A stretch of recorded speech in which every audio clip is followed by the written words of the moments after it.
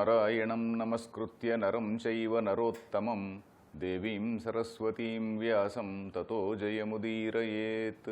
Om. Dear friends, welcome to this study of Mahabharata. I gave a lot of introduction to Mahabharata, gave this brief story also, and we just started the text in the last episode. That is, how Vyasa composed the text for about 3 years, and then he was just contemplating as to how it has to be reached out, how he has to reach out to people. So at that time, Lord Brahma appeared before him. Lord Brahma said, you think of, request Lord Ganesha, because Lord Ganesha is one person who is capable of writing down when you are dictating. Because Vyasa, in those days I was telling you, there was no other medium, there was no printing, nothing. So people had to write on palm leaves or some other leaves, and then they have to leave it like that. So those books, you can see those palm leaf manuscripts if you go to some manuscripts mission and places like that. So he needed somebody to write down. So when Brahma suggested, okay, you please request Lord Ganesha, so he requested Lord Ganesha. Lord Ganesha came, and Lord Ganesha put a condition. I will keep writing, but then you should not stop dictating, because with the same speed as I am writing, you have to dictate. Then Vyasa thought, okay, then let me also put some condition. Then he put some condition. I'll keep on telling, but then you should understand and then write. You should not write without understanding. So Ganesha also said yes, because Ganesha is the Lord of all branches of knowledge. The very presence of Lord Brahma and Ganesha in the very beginning, it shows that Brahma is one person. The 4 heads of Brahma, they symbolize the 4 Vedas, Rigveda, Yajurveda, Samaveda and Atharva Veda. That means this Mahabharata, it has got the content of the 4 Vedas. Then again, it is also, then the presence of Ganesha. Ganesha shows that it has got information from various branches of knowledge. It touches upon various branches of knowledge.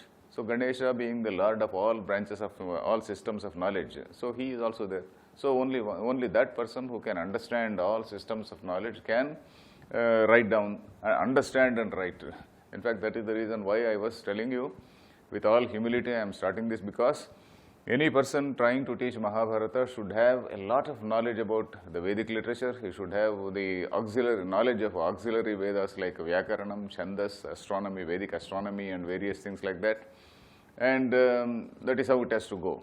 But then, now that we are starting in the modern age, 21st century, well, let us try to understand from our perspective. So now, today, we'll continue with the story. That is, in the beginning I told you that there was a king named Janamejaya, and that Janamejaya was performing a serpent sacrifice. So the entire story begins with that serpent sacrifice. In fact, the story begins with another yajna which was going on somewhere. To that yajna, one person goes, and that person is a sort of a storyteller or a balladeer. The present day historian or present day reporter, let us say news reporter type of person. So they ask him, what is the news? You move around all over, and then you please tell me what is the news, what is going on in the world. Then he said, no, I am just coming from one particular yajna which is being conducted by Janamejaya. And that Janamejaya, it was conducted. When this man was there, that yajna was going on. So he says, during that yajna, many stories were told, because during that yajna, in the course of any yajna, which goes on for a number of days, there are certain intervals, break times. During those break times, they do discuss various things. So at that particular time, somebody was telling the story of the entire Mahabharata. And that gentleman happened to be the direct disciple of sage Vyasa. And sage Vyasa's disciple is Vaishampayana. And that Vaishampayana was telling this story to Janamejaya. Janamejaya is the great grandson of the Pandavas. So we have to remember this particular link. Janamejaya, who is the audience in this, the narrator is one sage who is the disciple of sage Vyasa. And the listener here is the great grandson of Pandavas, and his name is Janamejaya. So that was going on. When that was going on, that serpent sacrifice was going on, and the Brahmins were chanting the serpent, chanting mantras, and various serpents, they were just coming from the sky, and then they were just tumbling down into that fire. So the power of the mantras was such that all these snakes, wherever they were all just lifted up, and then they were just coming down and falling into the fire. So that was the yajna. So then, of course, we may wonder as to why this man had got so much of enmity with the serpents. That story is being told now. So, to that particular place, when Janamejaya was he was actually not starting the yajna. Janamejaya was a king, and then he was ruling very wisely. To him, a particular person named Uttanka, he went. And then he told the king, "Oh king, why is it you are keeping quiet? Your father was killed, and then you are not taking revenge." So that king was perplexed. That king Janamejaya got perplexed. Why? What happened to my father? Then he asked all his ministers. And the ministers, they started telling the story of his father. And Janamejaya's father is Parikshit. And this Brahmana who went and told this king, Janamejaya, "Oh, why are you keeping quiet? Why don't you take revenge, etc." His name is Uttanka. And what is his anger against the snakes? Because one snake king, he had given a lot of trouble to him. This Uttanka was studying under a particular guru, and that particular guru, he studied Vedas. Whatever he studied, we do not know. And at the end of the studies, there is a practice of giving some guru dakshina, like we pay some college fees or tuition fee. This in olden days, that guru dakshina practice was there, and depending on the capability, and some people could not give, and some people gave, etc. So that guru dakshina, in the form of guru dakshina, he requested the teacher, "What should I give to you?" The guru said, "No, I don't want anything. You ask madam. Madam is that guru's wife. If she wants something, let us see." Then he requested the guru's wife. So that guru's wife, she was fond of a particular type of earring which was being worn by the king's wife. I really like that earrings which are being worn by king's wife. So if you can get them, I will be happy. Then this man, he tries his best, and then he goes there and then praises the king, requests the king, and then the king also, he is very happy.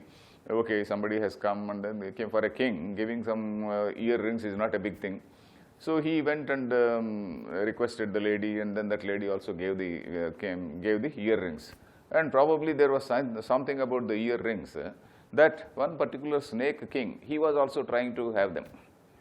And when this Uttanka was bringing those earrings, on the way, somehow this Takshaka, that snake king, he deceived this Uttanka, and then he carried away the earrings.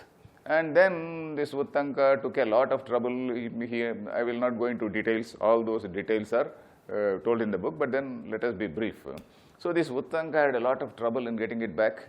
And then he gets some magic horse, and then finally he comes back in time, in 1 month time. He comes back. That was the time given by the guru's wife. So he comes back and gives those rings to him, these earrings to that lady, and that lady is very, very happy. And this Uttanka, he keeps that in mind, that trouble given by that snake king called Takshaka. So for that reason, he went to King Janamejaya, and he told the king, "Oh king, your father has been killed. Everybody knows. Why is it you are keeping quiet?" So then Janamejaya, for the first time he learned, because Janamejaya did not know that. Because Janamejaya, even when he was a small child, his father died. And as a small child, all the ministers, etc., they took care, and then they brought him up, and then they made him the king. And probably it so happened that nobody told him. Probably they kept it as a very unpleasant thing. Why to tell the king an unpleasant thing? So they kept quiet. Whereas this Uttanka came and told the background. The Janamejaya got furious. He got furious, and then he asked the ministers, "What happened to my father?" Then all these people, they started telling the story of Janamejaya's father, whose name is Parikshit. This name you please remember. This Parikshit is the grandson of Pandavas. Janamejaya is the great grandson. Parikshit is the grandson. So what happens to this Parikshit? Parikshit was a very great king. At the end of Mahabharata war, we know that the Pandavas and very few people were left out. And the Pandavas also, after some time, after ruling the kingdom for some time, they left to the forests, and then they went to Himalayas, and then they they wanted to walk up to heaven. So that story in brief I told you, it is called Swargarohana. They wanted to ascend to heaven. So at that time they went, and then after they went, their grandson only was remaining. Pandava's son, only one person was there, that is Abhimanyu. He also got killed. The 5 Upapandavas, that is the 5 sons of the Pandavas through Draupadi, they also got killed. Only one small child was remaining, that is the son of Abhimanyu. And Abhimanyu, we know, is the son of Arjuna. Arjuna has got a son named Abhimanyu, and Abhimanyu's son is Parikshit. So that line is preserved, that's all. All other people are killed. So that Parikshit, when he grew up, he became a very great king, a very judicious king, a very generous king. And he was also a very powerful man. And that Parikshit, in those days, kings used to go on hunting. So now I am reading chapter number 40 for those who want to follow the book, because I have skipped some of these chapters. We will again come back. As I was telling you, the story in Adi Parva is very tough to follow. In the rest of the 18 books, it goes on in a chronological way. In the first book, that is Adi Parva, the story jumps from back and forth in chronology. So we have to see the chronology and then get in. So we'll just take a break and come.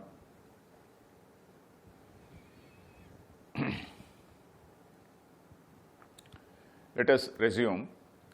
So in order to follow the chronology, I am coming to chapter 40, where the story of Parikshit is described. So that Parikshit story, it is needed to know the background, why all this went on. So this Parikshit, as I said, he was a great king. And in those days, the kings used to go out for hunting. They used to go to the forest and then they do hunt. And it so happened that one day he went for hunting, and he went deep into the forest for a long distance, and he hit one particular animal, and that injured animal ran to some distance, and then somehow it could not be found. And while looking for that particular animal, this king found a particular sage, a saintly person who was doing some meditation. He was sitting in meditation, and he was also observing what is called Maunavratam. Maunavratam is a person during that Maunavratam, he just does not speak and he is just simply meditating. So he was in that position. So the king went and asked him, "Did you see that particular animal, injured animal?" So that particular sage did not answer, because he was in a sense of state of meditation, and not only meditation, but he was in a Maunavratam. So he did not speak. So the king, of course, he again asked for a second time. When he did not get a reply, the king grew very, very angry. And because this king was already tired. He was already tired, and then he was also thirsty and hungry. So he got tired, and then he became very angry. And there, what can he do to that man who is not speaking? After all, he is a sage. But then this king grew angry, and he just found one small serpent, a dead serpent. He picked up that dead serpent with the end of that, his bow, with the tip of that bow, he picked it up and then put it on the neck of that particular saint. And that saint still kept quiet, he did not say anything. That's still, the Vyasa writes, Sa Raja Samukshipya Dhanushkotya Sachainam Samupaikshata. Dhanushkoti means that the tip of that bow, he picked it up and then put it on the neck. But that man, Sachainam Samupaikshata, Upeksha is just ignoring. Upeksha is one great quality which is needed for a saint. So that is being demonstrated here. In this particular story, there are a few points which are being demonstrated. Number one, anger and its consequences. Number two, how a saint should not lose anger and should not lose his cool anytime. He should not get angry. A saint has to always, if at all there is some aggression on him, he has to keep quiet. He has to tolerate it. That is called upeksha. In fact, upeksha is one virtue which is told in the Patanjali Yoga Sutra also. Patanjali Yoga Sutra says, a seeker, a person who is on the spiritual path, he has to follow certain 4 principles. That is, if he sees a person who is very, very happy, he should not feel jealous. He should also be, he should share his happiness. Maitri. Karuna. Karuna is compassion. If somebody is miserable, if somebody is suffering, so this man should have compassion. And if he can help, he should help. If he cannot help, at least be compassionate and try to do whatever you can. Maitri, Karuna. Mudita is happiness. Happiness is somebody who is happy. You also share his happiness. And somebody is successful. Don't be jealous. Be friendly with him. Then Upeksha. Upeksha is when somebody is hurting you, when somebody is trying to ridicule you or doing some aggression on you, you have to ignore it. That is called Upeksha. So there is a sutra in Patanjali's Yoga Sutras. We know that there is a book called Patanjali's Yoga Sutra. In that there is a long sutra. Maitri, Karuna, Mudita, Upekshanam, Sukha, Dukkha, Punya, Punya Vishayanam, Bhavanataha. Chitta Prasadanam, it says. That is a person who is on this path of spiritual discipline. He should observe these 4 principles and keep his mind steady, so that if his mind is always unsteady, if his mind is always jumping and is bubbling with anger or jealousy and things like that, then he cannot make any progress on his spiritual path. So that is what is the principle. So that saint, Upaiksha, Samupaiksha, he just Upeksha, he did that Upekshata. Then Nasa Kinchiduva Shainam Shubham Va, he did not do anything like that. And that king also, he felt totally helpless. And of course, he also realized that I did something wrong. But then he went back. And this matter was told to that saint's son by another boy. That saint's son was a young man. Another young man, he just came and saw that there is a dead serpent hanging in the neck of that saint. That saint's name is Shamika. Shama means Indriya Nigraha. Shama is control of mind. Shamika is somebody who has controlled his mind. So this Shamika's son was elsewhere, and another boy, Shamika's friend, who saw this, he went and told Shamika, "Arey, somebody has offended your father." Of course, he doesn't say somebody. The king has offended your father. He has put one dead snake on the neck of your father. He has gone. And so he says, then that boy, his name is Shrungi. That Shrungi, you may forget these names because you just remember the names of Pandavas and some of the most important names in Mahabharata. These names just tentatively, when I am saying, you just remember. So the king is Parikshit, the saint is Shamika, and the boy's name is Shrungi. That Shrungi's friend goes and tells him, "Why you are always telling about the greatness of your father and your great spiritual merit, tapas shakti, we say. All that tapas shakti you boast about, what is happening? You see, somebody has ridiculed, has offended your father, and you are keeping quiet." So that Shrungi gets very angry, and immediately he takes he immediately gives a curse, reads out a curse. He takes some water into his hands and tells some mantra and releases a curse. Within 7 days, let that king die. So within the 10 days, let that king die because of snake bite. Because he put a dead snake on the neck of my father, let the king die because of snake bite. You see, in this case, that boy Shrungi, he knew that the king was tired. In fact, that boy who came and reported, he also said, "Chut pipasa shramaturaha." Chut pipasa. Chut is hunger. Pipasa is thirst. And this man, Shrama means tired. So he was tired, the king was tired, he was hungry and thirsty. Such a man grew angry. So one more point which we have to remember is, when we are hungry, we become angry also. You can remember all our so much of a clamor for food. Suppose you go to some function and there the food gets delayed. And finally, when it gets served, there is so much of clamor for food that everybody will be running and trying to take. And when it gets further delayed, naturally you will be angry also inside. So this king, he got angry. So here the point we see here is, a hungry man becomes an angry man. This point comes later also in some other stories in Mahabharata. The idea of the writer is that one should not get angry at any particular time. So in fact, the Mahabharata, the story of in the Mahabharata, this aspect called krodha. Krodha is anger. That anger is something which is analyzed in this particular text. So this Shrungi gave out that curse, and when he gave out that curse, then he went to his son. He went to his father. He went to his father and told, "Oh father, what is this you have done? What is this which has happened to you?" He took off that snake, and then he said, "I have given a curse to that king." So now you see that old man says, "Oh, you have done something very bad. You have done something which is not dear to me at all. Name priyam krutam tata, naisha dharmas tapasvinam." For tapasvi, this is not the dharma. I am reading very few shlokas compared to Ramayana. In Ramayana, I used to read lot many shlokas from every chapter. Here I am skipping so many chapters, and only a few shlokas or verses I am just reading out now and then. So he says, "Oh my dear son, this is not the dharma for a tapasvi." Tapas is another very, very important word which we have to see. Tapas has got certain special connotations.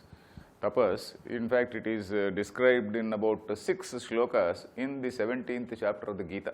If you see Gita, if you read the Gita, there is a chapter called Shraddhatraya Vibhaga Yoga. That is the 17th chapter of the Gita, in which there are 6 shlokas which describe what exactly is tapas. So tapas is what is called, all our actions, they are either mental or verbal or physical. Mental, verbal or physical. And here, this verbal is speaking truth, verbal tapas. There is verbal tapas, there is mental tapas, and there is physical tapas.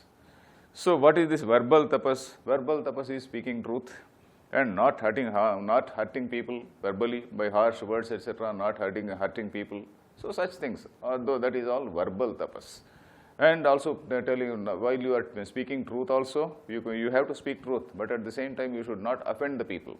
While speaking truth also, satyam priya hitam chayat, satyam priya hitam, and it should be in the welfare of the person who is on the other side. So that is verbal tapas. Then mental tapas is not even contemplating any harm, not even mentally thinking about any harm to the other person, and such purity of mind, that is mental tapas. Then physical tapas, of course, that is honesty in our transactions, very, very straightforward, honest, that is arjavam. In Sanskrit there is a word called arjavam, that is ruju. Ruju is straight. That's straightforwardness, and respecting the wise and saintly people. Deva, Dvija, Guru, Prajna, Pujanam, says Lord Krishna. That is respecting the elders, respecting the gurus, all these things, that following dharma very, very meticulously, that is what is called bodily tapas. In addition to that, there are 3 more types of tapas. He says sattvika tapas, rajasa tapas, and tamasa tapas.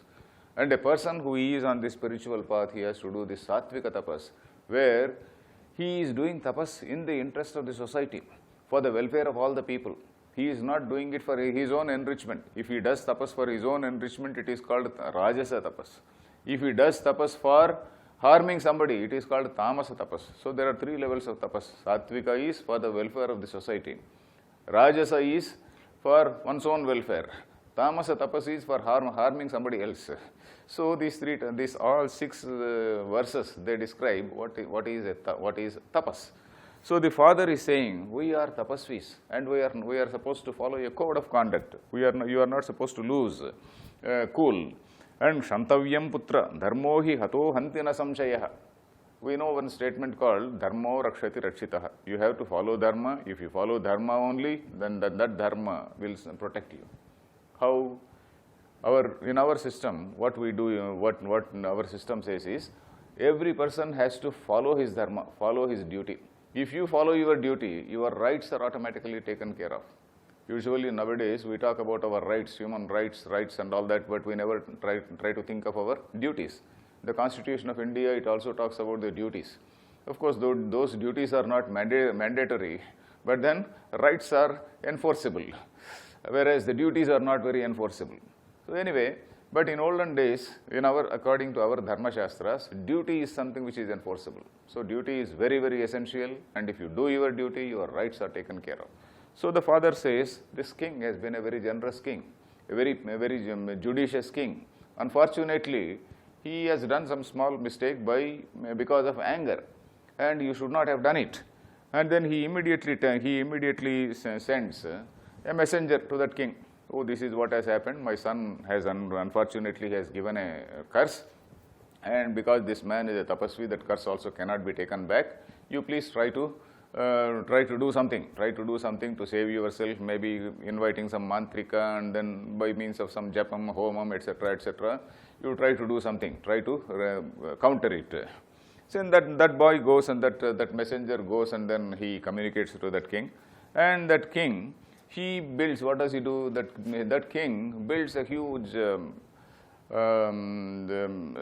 not exactly a huge structure. It cannot be built in one day. A lot of defense arrangements, a lot of security arrangements. Let us say, using a modern word, he makes many security arrangements, a lot of risking, and then checking everybody who comes in, and checking every item which comes in, and making such foolproof arrangements. He made, and then he was sitting in a particular mansion, making all types of security arrangements. And again, meanwhile, this boy, this Shamika, the saint, he is preaching his son how anger is something which nullifies this tapashakti. Anger, we have seen the story of Vishwamitra in Ramayana. Vishwamitra curses people, and then he loses his tapashakti. And then again, for hundreds of years, he again does some tapas. So that story we have seen in Ramayana, while we were studying Ramayana. So here also the saint says, anger is something which nullifies tapashakti. And anger also makes a person violate dharma, violate one's own duty. Dharma is, for a very, very simple meaning, is one's own duty. And so he again tells his son, of course there is a very nice shloka here. While advising his son, the father says, it is the father's duty to always advise the son. And even if he is a grown-up son, pita putro vayastopi satatam vachyayevatu. Though the son is a grown-up person, it is the responsibility of a father to tell him. But you are still not fully, not an adult. Though you are a young man, so now that you are a young man, I am now advising you. So this is the way a father has to advise the son. Even if he is advising his son, he has to very politely advise the son. So putratvam balatam jaiva tavavechya sahasam. So he says, I am still trying to advise you. Krodho hi dharmam harati yatinam dukkha sanchitam. Krodha dharmam harati means anger takes away your dharma. Anger takes away your tapashakti. So like that there are a few shlokas. In all such instances, Vyasa gives out some very, very memorable shlokas. In fact, many people have compiled some selected verses from Mahabharata. And those selected verses tell many things relating to dharma. So here there are some such stories. So then when the king comes to know, I told you the king makes various security arrangements, but in spite of all the security arrangements, this Takshaka, this king, one serpent king named Takshaka, he was going to that palace, and on the way he meets another Brahmin. He meets one Brahmin who knew all medicines, all types of mantras, not only medicine but all types of mantras, in order to revive those people who are killed, even those people who are bit by the snake. So Takshaka manages to somehow convince him also. Takshaka manages to convince him, and then gives him a lot of money and then sends him back. So that is what happens. And finally, how he kills this Parikshit will just continue tomorrow, because there is a little more thing I have to say. After that we will get to another story. We will continue tomorrow. Harihi Om Tat Sat.